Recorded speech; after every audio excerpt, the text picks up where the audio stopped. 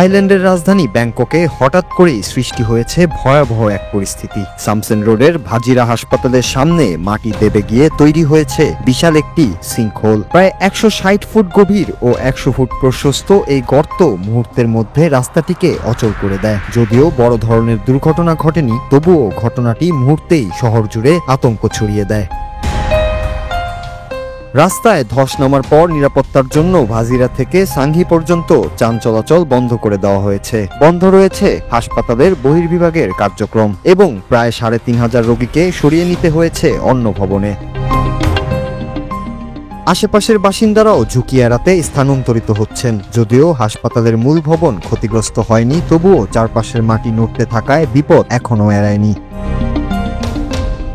গর্তটির মধ্যে পড়ে গেছে 2টি বৈদ্যুতিক খুঁটি এবং পুলিশের একটি গাড়ি। বিশেষজ্ঞরা জানাচ্ছেন, নতুন মেট্রো রেল লাইনের টানেল নির্মাণের সময় মাটি দুর্বল হয়ে পড়েছিল। ধস নামার পর সেখানে পানির পাইপ ভেঙে যায়, ফলে পরিস্থিতি আরো বেশি জটিল হয়ে ওঠে। বিদ্যুৎ ও পানির সংযোগ সঙ্গে সঙ্গে বন্ধ করে দেওয়া হয় এবং ক্ষতিগ্রস্ত টানেল দ্রুত মেরামতের নির্দেশ দেওয়া হয়েছে।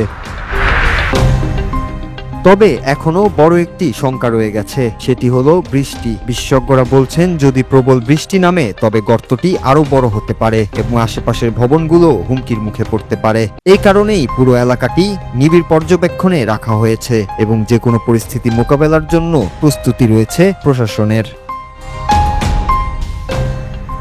নূর Raju, Bangla TV news desk.